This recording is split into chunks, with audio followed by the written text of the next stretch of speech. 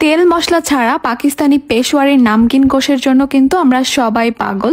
তবে অনেকে authentic recipe না জানার কারণে ভয়ে থাকে আসলেই মাংসটা মজা হবে কিনা। তাদের জন্য আজকের আমার এই রেসিপি। একবার শুধু এই রেসিপি ফলো করে পেশোয়ারি বিফটা তৈরি করে দেখেন, সারা জীবন এর স্বাদ আপনাদের মুখে লেগে থাকবে।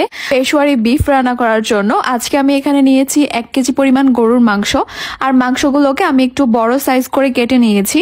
অথেন্টিক পেশোয়ারি রান্নায় কিন্তু মাংসটাকে এরকম একটু বড়ই রাখে, তবে আপনারা চাইলে ছোট করে কেটে নিতে পারেন। আর অবশ্যই এই রান্নার জন্য মাংসের সঙ্গে চর্বি নিতে হবে আর একটা নল্লি বা হাড় নিতে হবে। যেহেতু এই রান্নার মধ্যে কোনো তেল ব্যবহার হবে না, তাই এভাবে চর্বি আর নলি নিলে রান্নাটা অনেক বেশি জুসি আর ফ্লেভারফুল হবে। প্রথমে এই মাংসগুলোর সঙ্গে আমি 1 চা চামচ লবণ দিব। লবণটাকে মাংসের সঙ্গে খুব ভালো করে মাখিয়ে নিব। এরপরে মাংসগুলোকে আমি 30 মিনিটের জন্য রেস্টে রেখে দিব একটা ঢাকনা দিয়ে ঢেকে। লবণ দিয়ে মাংসটাকে মেখে নেওয়ার পর এভাবে একটু রেস্টে রাখা অনেক বেশি জরুরি মাংসটাকে জলদি সফট করার জন্য। 30 মিনিট পর যে প্যানে আমি রান্না করব এই মাংসগুলোকে সেই প্যানের মধ্যে নিয়ে নিব। এরপর এখানে দিয়ে দিব আমি কয়েক টুকরো আলুগুলোকে আমি একটু বড় করে কেটেছি। পেশোয়ারি এই নামকিন বিফের সঙ্গে অনেকে আলুটা পছন্দ করে, আবার অনেকে করে না। আপনারা না পছন্দ করলে বাদ দিতে পারেন।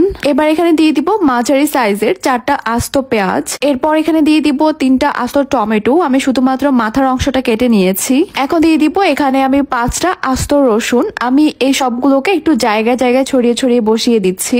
এরপর এখানে দিয়ে দিব আমি 2 ইঞ্চের মতো আদাগুলোকে আমি একটু পাতলা পাতলা করে স্লাইস করে নিয়েছি।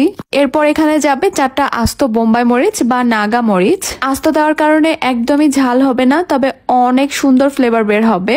এরপর এখানে দিয়ে দিব 1 চা চামচের মতো আস্ত কালো গোলমরিচ।